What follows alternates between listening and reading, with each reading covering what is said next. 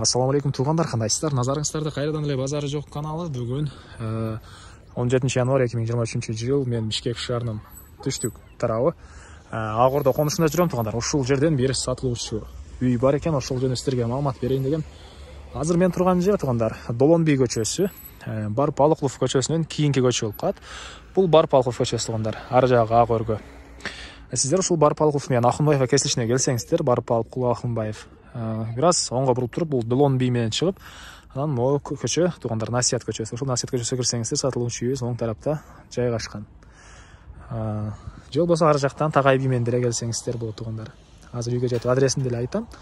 Негизи ориентирди бердим. Ак Өргөнүн батыш тарабы, Ак Ордонун башталышында эле болуп калат.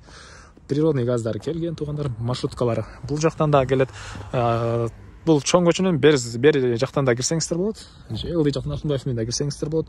Такай би жактан менен да келсеңиздер болот. Мына ушундай. Анда эмесе мен сатылуучуга карай жол алдым. Сиздер лайктан басып өз оюңуздарды комментарийге жаздырыңыздар. Мынакей туғандар, келүү жолун түшүндүргөнчө бүгүнкү чыгарылышта сатылуучу үйгө да жетип келип калдым. Бул үйүздүн көчө тарабы туғандар. Сиздер Барпалыклов менен эле кирсеңиздер болот. Бул жактан Каркыра же Такай би менен эле кирсеңиздер болот. Мектеп бир аз эле оң тарапка бурулганда жакын эле жерде жайгашкан, жөө барып келе аласыздар. Жана гос садик азыр ушулар курулаттыр, частный садиктер көп эле бар экен. Дареги Насият көчөсү 3/605 болуп калат. Көчө тараптан көрүп тургансыздардай дарбаза жана пескалок менен забор кылынган көчөлөр кенен экен. Жана көрүп тургансыздардай природный газдар өткөн. Бирок үйгө киргизип алуу керек, үйгө кире эле экен. Центральный канализация кирген, суу, свет баары бар экен. Мына ушундай. Эми андан ары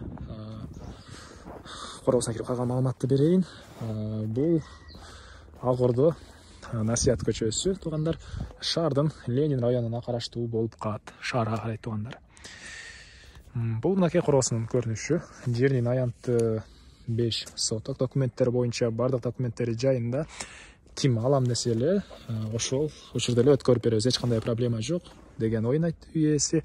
Алды тарабына кенен бир 3 машина баткандай жер, бул жакта очокана жана бир склад, а бул жакта узун аянты 81 квадрат метр болгон үйүбүз. Мансард тигинде салынган.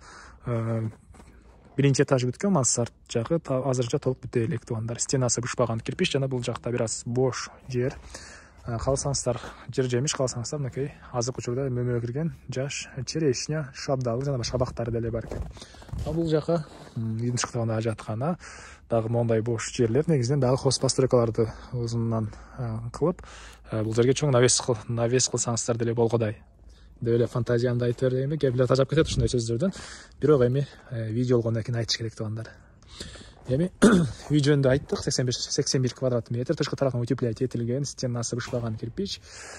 Бир эле газ киргизилген эмес тугандар. Газ мынакей өтүп турат, бирок киргизип алуу керек. Канализация башка баары кирген. Бул очокона жана складдын стенасы пескоблок экен. Эң эле түндүк чек арасы мынакей ушул жерге чейин болуп калат. Эми андан ары үйдүн ички тарабын көргөзөйүн. Бул мынакей негизи кирүүчү эшиги, көрүп тургансыздардай темирден болгон эшик жана үй тышкы тараптан утеплять этилген. Эми ички тарабын көргөзөйүн. Бул үйүздүн кире бериши тугандар, мынакей кире бериштин мындай ушундай бөлмө бар экен негизи боюнча. Бул жерден бөлүп душманга расчет алынган бөлмө окшойт. Бул жагы прихожка. Андан ары түз өтсөк, бул жерде дагы бир мындай коридор сыяктуу жер, жана оң тарапка өтсөңүздөр кухня жайгашкан, полу ламинат, дуалдары обой, үйдүн моундай печка менен жылуулайт экен азыркы учурда.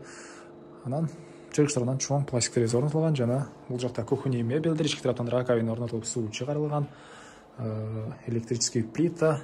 Мына ушундай тугандар мынакей. Андан ары. Так. Мебелдер тугандар калат. Бир гана бытовой техниканы алып кетем деди. Холодильник, электрический плитаны алып кетебиз, кир жууган машина алып кетилет, калгандары көп эле калат экен.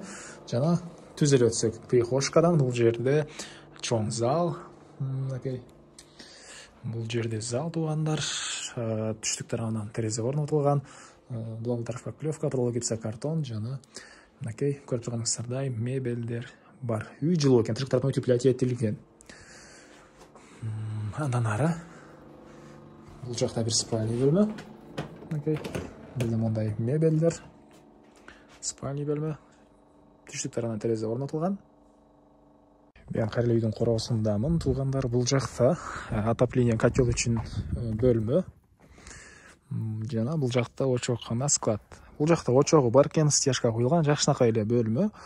Бир аз ичинде азыркы учурда склад катары колдонушат экен. Анан үй ээси көргөзбөй эле коймуз, алган адам өзү келсе көрөт деген оюн айтты. Мен бирөөнүн бүлкүнү өзүм руксатсыз тартып чыгара албайм. Туугандар, түшүнүп коюңуздар. Кээде ушундай комментарийлер келет. Тартсаң толук тарт депчи. Мисалы үчүн сиздердин эле үйүңүздөрдү барып тартсам, уруксат бербеген жериңиздерди мен тарта албайм, туугандар. Мына ушундай. Негизинен секретин эч нерсеси деле жок, просто бир аз склад катары колдонулуп, очоктор баары даяр, жакшынакай стяжка болгон жер. Песка блоктон болгон стена. Мына ушундай. Эмне маалымат калды дагы, туугандар? Мынакей бул жакта кошуна менен болгон чек ара, бул песка блокко чейин. Баасы $55,000 сүйлөшүү болот. Мансард толук бүтө элек. Мансардты бүтүрүү керек. $55,000 сүйлөшүү болот. Ээсинин номери экранда ээси деп жазылып турат. Туугандар, негизи жакшы эле райондордун бири. Ак Ордо, бул жакта Tagay бий мектептер, Барпал, Кулов, маршруткалар, кыскасы баары жакын шаардын Ленин районуна караштуу. Сонун сүйлөшүп көрүңүздөр. Анан достор менен группалар менен бул видеону бөлүшсөңүздөр, сиздер мага үй ээсине чоң жардам берген болосуздар. Жана ошондой эле күн сайын Бишкек шаарынан, Чүй областынан сатылуучу үйлөрдү көргүңүздөр келсе, подписаться баскычын басып кетиңиздер. Анда эмесе мен сиздер менен коштошом, туугандар.